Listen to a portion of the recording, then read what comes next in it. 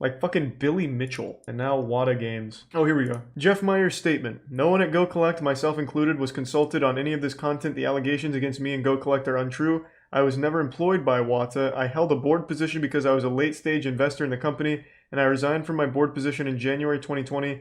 I would welcome a live stream interview with Carl Jobst. And then Carl responds, my point here seems to be missed. I never called Jeff Meyer an employee. My point is that being a director is worse than being an employee because you have stake, control, and ownership of the company, which was never disclosed to the public. Yeah, I mean, that sounds like so irrefutable.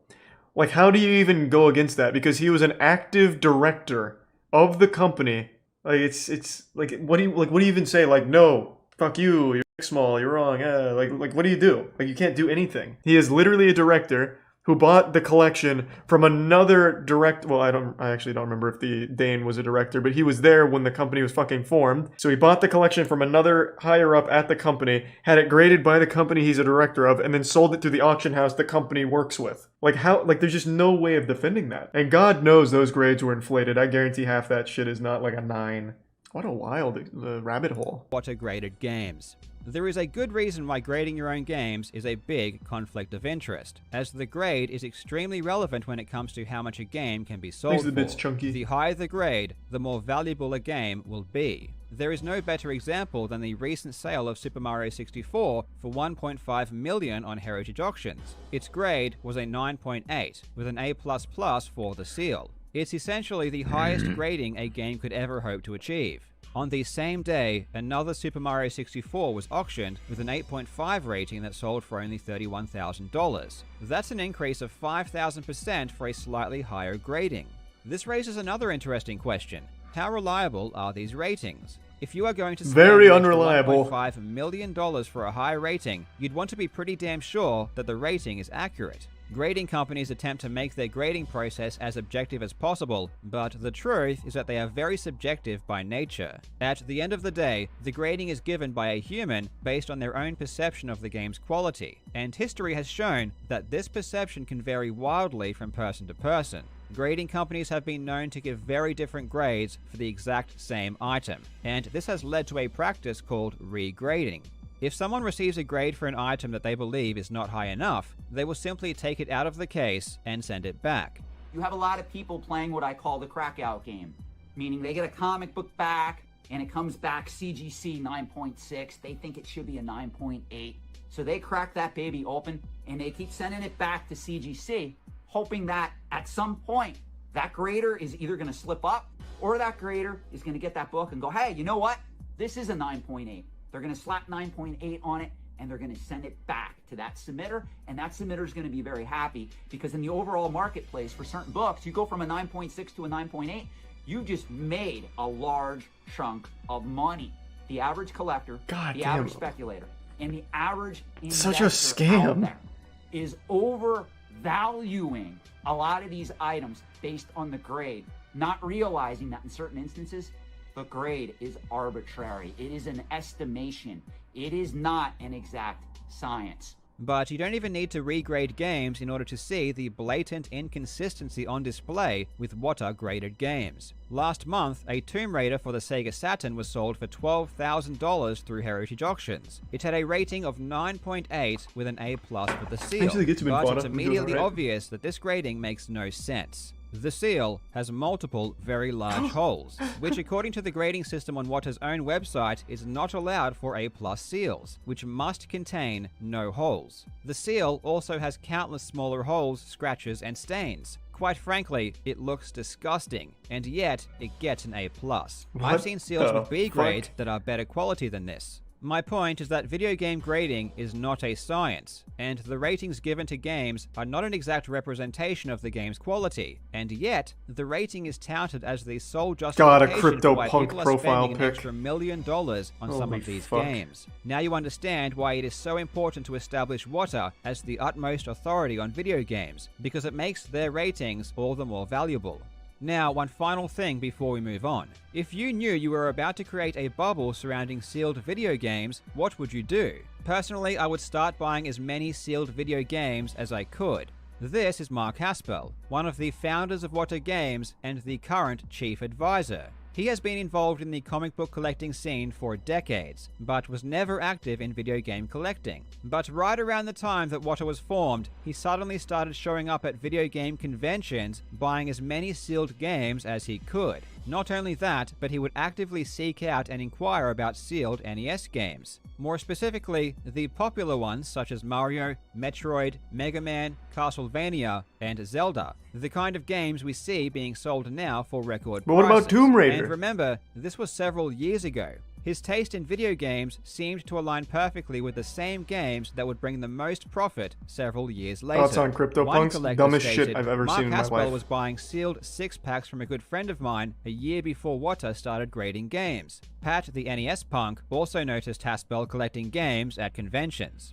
In June 2019, I was a guest at a gaming convention. The weekend of There's a the Prime event, Chili. I noticed a small group of individuals who were hurriedly acquiring The Prime sealed Whopper. and complete in-box games from vendors. At one point, I witnessed an individual who I later learned to be Mark Haspel returning to the Wata Expo booth while holding a stack of NES games. I did find it a little strange, but was unaware of any affiliation that person may have had with Wata, so I didn't think much of it at the time.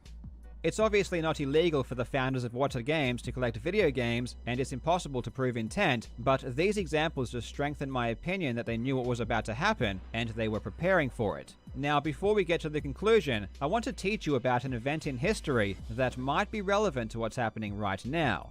The great coin collecting bubble of the 80s. Oh, yeah, but the coin collecting shit was wild. Believe it or not, this kind of crazy bubble surrounding a collectible has been seen before. Not to this extent, but still, this isn't a new thing.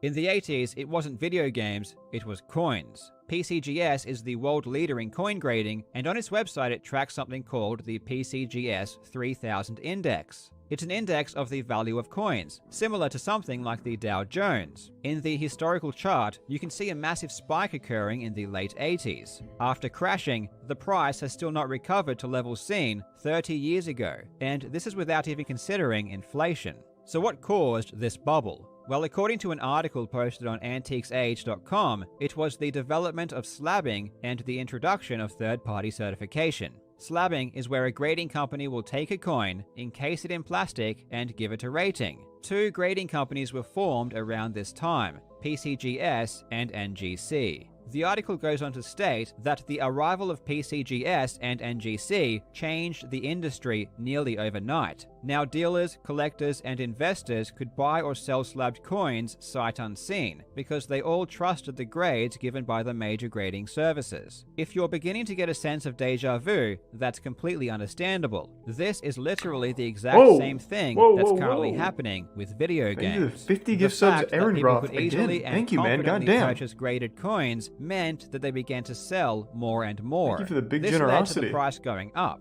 Investors began to That's a take 9.8 notice, right and more there. Thank you, importantly, Aaron Goff. even investment hedge funds got involved. Kidder, Peabody & Co., Merrill Lynch, and UBS all created coin hedge funds where they took in money from investors to invest in coins. This expanded the bubble even further. But the thing about speculative bubbles is that they always burst. The price cannot go up forever, and at the slightest hint that the peak has been reached, everyone sells. The ironic thing you need to remember is that people who buy collectibles in order to make money never actually intend to collect or keep them. So when the price starts to drop, everyone Is there attempts some to necrosis? liquidate their assets as quickly as possible in order to not lose money. The market becomes flooded, but because no one is buying, the price gets destroyed. In the end, it's the suckers that came in late that lose their money. The bursting of the 80s coin bubble was a big deal, and hedge funds were inundated And with CryptoPunks lawsuits are from really people who had fucking lost dumb. their investments. It's Merrill just Lynch for rich ended up paying YouTubers to back peddle. over $20 million to their investors. The FTC even stepped in to investigate what happened, and this is where things get juicy. In the Antiques Age article I referenced, it said that PCGS and NGC were the first third-party coin grading companies, but this is actually false. The first third-party coin grading company was NCI, Numismatic Certification Institute, which was founded in Text 1984. message. After an investigation, the FTC ruled that NCI misled customers about the value of coins. I want to read from an LA Times article written in 1989, and I want you to appreciate how amazingly relevant it is today, despite being 32 years old. The article reads, By and large, it's grading and rarity that determine the value of a coin. Rarity is easy enough to establish. Grading is often a matter of opinion. It's for this reason that grading services came into being. Their purpose is to give an impartial rating to a coin, which virtually establishes a particular price. But what happens if the grading service misrepresents the grade of a coin, thereby increasing its value? That's Then a the situation miracle is described happening. by Bill McAllister of the Washington Post in regards to a recent decision by the Federal Trade Commission.